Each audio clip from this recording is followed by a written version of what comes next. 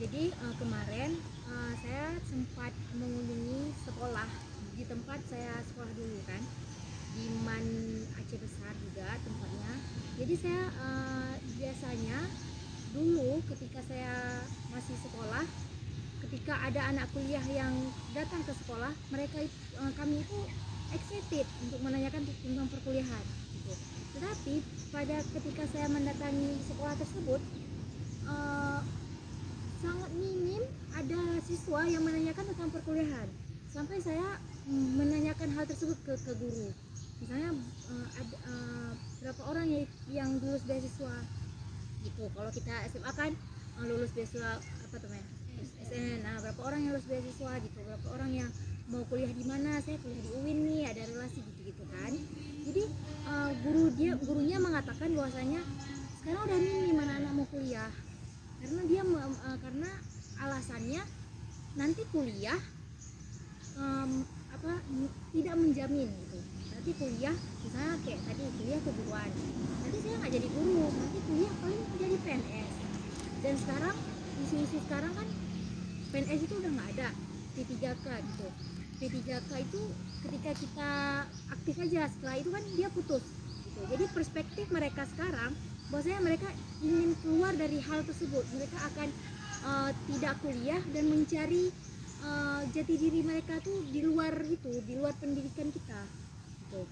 Kayak contohnya ada yang jadi gamers, ada yang nanti saya kuliah mau saya siap SL mau ngedos mir aja sih, mau dagang aja, mau jual mau jualan aja gitu. Itu menjadi persoalan sekarang kalau menurut saya gitu. Jadi dari cerita saya ada yang menanggapi ya. Kalau misalnya ya banyak sekarang anak-anak emang maunya jadi pengusaha, sedangkan kita lihat dulu pengusaha yang kayak mana. Kalau misalnya emang dia udah pernah ikut organisasi udah ada sertifikat sekarang kan, udah menjamin juga kan, kayak ijazah dia jadinya. Jadi di situ kan kita juga mengasah skill untuk stability. Jadi untuk ini kan maksudnya lebih enak aja gitu. Waktu dia jadi pengusaha nih, juga pengusaha udah besar, usahanya yang besar-besar tuh kan orang tuh juga ada ilmu di dalam tuh juga ada ilmunya gitu. Nggak cuma udah dagang. Emang kan dalam dagang tuh ada juga nanti matematikanya di situ ada. Waktu dia jual beli interaksi antara manusia-manusianya juga ada. Itu kan jadi kan banyak gitu. Nggak misalnya kalau misalnya dibilang kuliah tuh nggak penting kayak gitu, itu ya sih balik lagi ke dianya kan. Tapi ya maksudnya dengan kita kuliah itu organisasi, kita tahu, kita paham untuk kemana nantinya gitu. Itu sih ya gitu. Oke, terima kasih. Jadi tadi menanggapi bahwasanya dalam kondisi seperti itu juga kita tetap memerlukan pendidikan untuk mengajari dan mendamping ketika kita ingin melanjutkan masa depan kita gitu. Ada yang ingin menanggapi lagi terkait? Kalau dari saya yang tadi kakak bilang anak-anak sekarang kalau sekolah itu ya alasannya berbagai macam, mungkin dari faktor ekonomi keluarga, dan juga misalnya orang tuh lihat banyak sarjana tapi pengangguran. Habis itu yang ketiga itu tadi jadi gamers aja, ataupun konten kreator segala macam. Kalau misalnya kita kuliah, kita itu belajar terstruktur. Beda kalau misalnya kita belajar otodidak ataupun belajar sendiri, kita suka-suka hati. Dan sekarang pasti kebanyakan magerannya. Kalau misalnya di rumah ngapain ataupun mau buat game itu kita apa ya, nggak aktif, nggak proaktif, kita itu aja gitu. Tapi kalau misalnya kuliah kita ada kegiatan, jadi kita bergerak. Habis itu kita terjadwal, bangun paginya terjadwal. Jadi hidup kita itu lebih disiplin. Nah, habis itu kalau misalnya yang kuliah itu tadi bilang PNS, kalau dari pribadi saya ataupun keluarga saya, memang dari keluarga saya bilang kayak gini, kalau di keluarga kami itu kalau bisa jangan diatur sama waktu, tapi kakak harus ngatur waktu. Misalnya kayak gitu. Kenapa? Kalau misalnya kita PNS, kita kerja sama negara, waktu yang atur kita, bukan kita yang atur waktu. Nah, orang tua saya menerapkan bahwa harus sebaliknya. kakak harus jadi bos, kakak harus ngatur waktu, jangan sampai diatur sama orang. Maka dari itu bisa juga kita sarjana, kita nggak jadi kita kapan nggak jadi PNS, kita bisa buka praktek, ataupun misalnya dari ekonomi dia punya bekal yang nanti dia bisa buka usaha gitu, ataupun misalnya dari manajemen dakwah. Nah di situ dia bisa buat organisasi, satu organisasi yang bisa mengajak umat untuk misalkan buat komunitas untuk kemudian berdakwah. Nah itu kan juga sebuah hasil yang sangat luar biasa. Kalau misalnya dari FKIP kita bisa buat buka praktek, nah kembali lagi kepada diri kita, mindsetnya harus dibuka betul lebih luas, dan harus melihat ke depan kayak gitu. Jangan pikiran kita terpatok di situ sama masalahnya, nggak mau kita berusaha cari solusi. Oke, terima kasih Miss Rina. Jadi ini udah mulai mengkerucut nih, bahwasanya apapun tujuan kita ke depannya, kita lebih baik itu didampingi dengan ilmu, dan ilmunya adalah perkuliahan. Bukan misalnya orang sukses itu harus kuliah, tetapi dengan kita kuliah maka langkah-langkah ataupun taktik yang akan kita ambil untuk kedepannya itu lebih terstruktur, karena apa, kita mempunyai bekal yang bekal tersebut memang bersifat umum, tetapi dengan skill dan kemampuan kita itu bekal tersebut bisa kita bawa kemana aja gitu. Oke, dari tanggapan tadi ada yang ingin menanggapi lagi? Iya, silakan. Mungkin ya yang kebanyakan yang anak zaman sekarang kurang mau berkuliah itu kurang motivasi mereka untuk kurang motivasi juga, ataupun salah satu sisinya mereka melihat rasanya kuliah itu dari sisi negatif, mungkin mikir nggak mau kuliah banyak tugas capek beban pikiran mungkin. Oke, ya, terima kasih. Ada yang ingin menanggapi lagi? Ya. Jadi ada yang bilang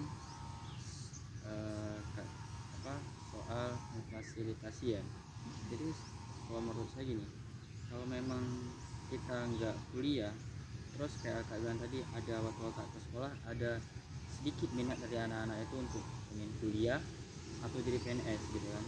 Jadi ada kalah baiknya kita sebagai orang yang di atas mereka, atau orang tua mereka, atau guru-guru mereka, itu memberikan fasilitas kepada mereka, bukan hanya dalam bentuk mereka formalitas masuk kelas terus belajar, gurunya paparkan ini dan ini dan itu, dan sedangkan mereka tahu nggak apa yang dipaparkan oleh guru itu. Jadi setidaknya mereka itu bisa memberi fasilitas kepada anak-anak. Contoh begini, misal nih kita sebagai guru tanya nih, kalian ini maunya kemana, gini kita arahkan mereka, lalu kita fasilitasi mereka dengan ilmu-ilmu tersebut itu. Jadi jangan semua anak-anak itu, ataupun di dalam kaitan umum, anak-anak itu kita paksa untuk mengerti semua hal yang ada dalam sekolah itu, tapi coba kita ajak mereka ke satu arahan dari kita, lalu kita fasilitasi mereka gitu. Oke, terima kasih. Jadi menurut tadi memberikan tanggapan bahwasanya bukan hanya memberi ilmu saja, tetapi juga memfasilitasi tentang keilmuan keahlian si anak tersebut gitu. Jadi ini udah ada dua, yaitu yang pertama, memang kuliah itu bukan menjadi satu formalitas, tapi dengan kuliah maka masa depan kita itu terstruktur, dan juga untuk melihat kondisi sekarang yang minimnya anak-anak mau kuliah itu adalah kita bukan hanya mengajari mereka, tetapi juga memfasilitasi tentang apa gitu kan. Oke, baik teman-teman, ada yang ingin menanggapi lagi? Ya. Kita balik lagi gini, kita itu kan menuntut ilmu supaya, atau nggak, kita masuk ke pendidikan itu supaya bisa survive di lingkungan kita, supaya kita bisa mencari nafkah, supaya kita bisa berjuang gitu di antara yang lain, sampai kita bersekolah. Ada beberapa orang itu yang udah merasa cukup berbekal hanya sampai SMA saja, sehingga ketika tamat SMA dia sudah bisa membangun sebuah usaha gitu. Ada orang dia SD saja sudah cukup gitu untuk bekal dia survive di masa di lingkungannya. Tapi ada juga orang yang perlu sampai kuliah menyiapkan bekalnya untuk bisa survive. Jadi nggak masalah gitu. Mau dia kuliah atau enggak, yang penting dia udah merasa bekal saya udah cukup. Itu dia udah boleh, insya Allah udah bisa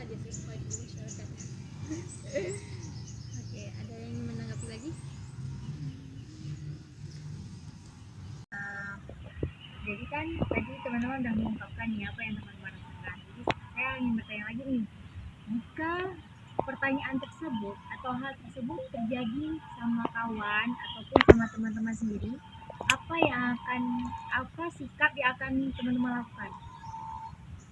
Sikap itu misalnya belum apa yang akan teman-teman lakukan ketika pertanyaan tersebut ataupun hal tersebut terjadi sama teman-teman ataupun sama kawan teman-teman. Contohnya tadi kan kita membahas topik penting nggak sih kuliah itu.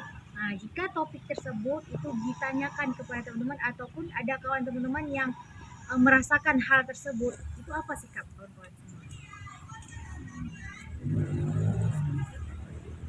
Sedikit menjelaskan karena kuliahku belajar proses pemikiran psikologi, gimana cara kita menyelesaikan masalah, menjelaskan termasuk hasil lagi. Oke, terima kasih. Jadi Nana mengatakan bahwa saya akan menjelaskan dan memberikan motivasi kepada teman tersebut. Ada yang lagi? Kalau misalnya dilihat dari sisi seorang konselor kan nggak boleh memaksakan, tapi memberikan pilihan nih. Kalau misalnya nih kamu nggak kuliah, ada jalan lain mungkin yang kamu ambil. Dan kalau misalnya kamu kuliah, kamu akan melatih proses kuliah, belajar seperti yang terstrukturnya kuliah kayak gitu. Nah, kita kan menjelaskan dari kedua sisi karena pasti ada dua pilihan, kuliah tidak kuliah. Kita memberikan penjelasan tidak kuliah mana, kalau kuliahnya bisa jadi apa ataupun para kemana. Dari situ seorang klien ataupun orang yang bertanya tadi dia akan berpikir dari pikiran dia itu pasti dia akan membuat satu keputusan yang dia itu yang akan dia ambil. Oke, terima kasih Sina. Ada yang lagi yang diminati? Yo, lagi minati. Kira apa nih? Sikap teman-teman. Gak apa-apa, yang malu.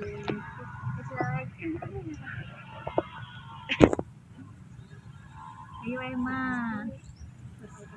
Ayah, kasihan. Sependapat dengan kawan kita tadi, yang yaitu dengan mengarahkan seperti jika dia kuliah ada pilihan lain tak, ada pilihan lain tidak jika dia tidak pergi kuliah gitu.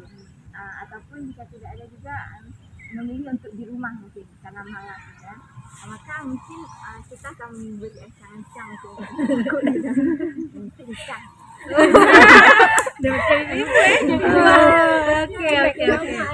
Oke, jadi menurut Taskia, kalau hal tersebut terjadi pada kawan Taskia, maka Taskia akan mengatakan memberi penjelasan gitu. Dan juga kalau dia mau tetap di rumah, dia akan kasih ancang-ancang ya. Ini nanti dinikahin nih gitu. Oke, jadi teman-teman ada yang ingin menanggapi lagi? Oke, ada yang lagi ingin menanggapi? Oh, Pak, jangan malu. Itu aja.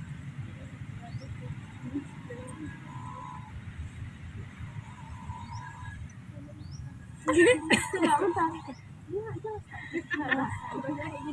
misalnya kan ini kan banyak kan, ini apa sih pentingnya kuliah tuh kayak gitu. Tapi dia lagi kuliah, ada yang kayak gitu soalnya kan, sama aja. Nah, dia tanya gitu, di kuliah ngapain? Belajar lah kayak gitu kan. Terus dia kan kayak, ya tapi kan kepala nggak sih gitu kata dia kan. Ya iya, jadi ngapain di kuliah kayak gitu kan, saya balik kan jadinya. Terus dia kayak nggak tahu, kuliah aja gitu, ngikut aja kata dia. Itu gimana tuh kak? Iya.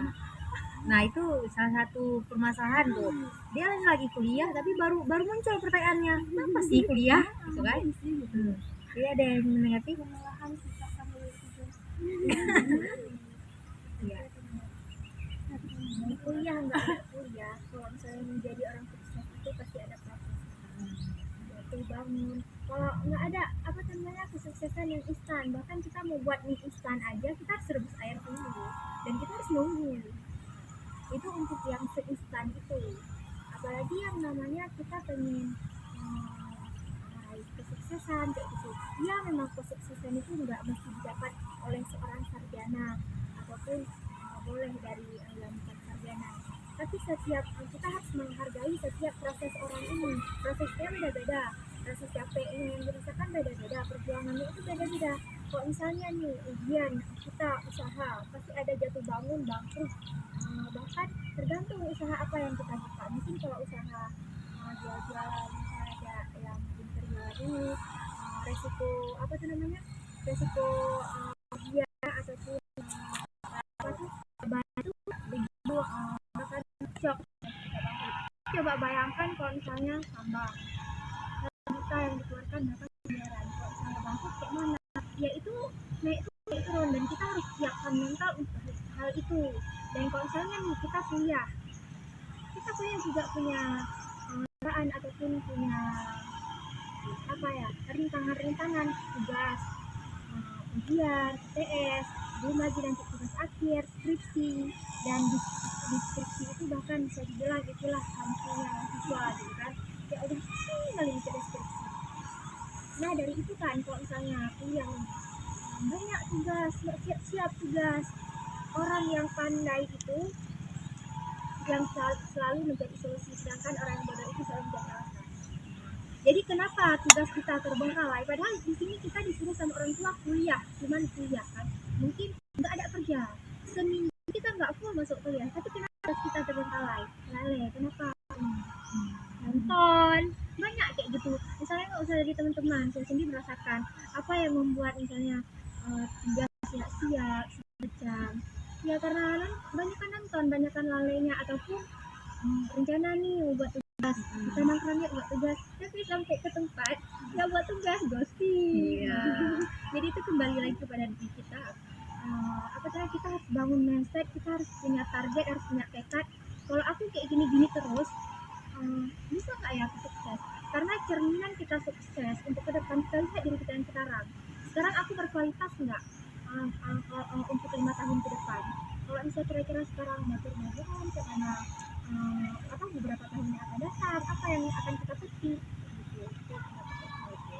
Jadi menurut Nesrina tuh ada teman kayak gitu yang harus dikasih tahu sekomplit dan memang harus dikasih tahu, tapi apa minus plusnya yang harus dikasih tahu semua gitu ya.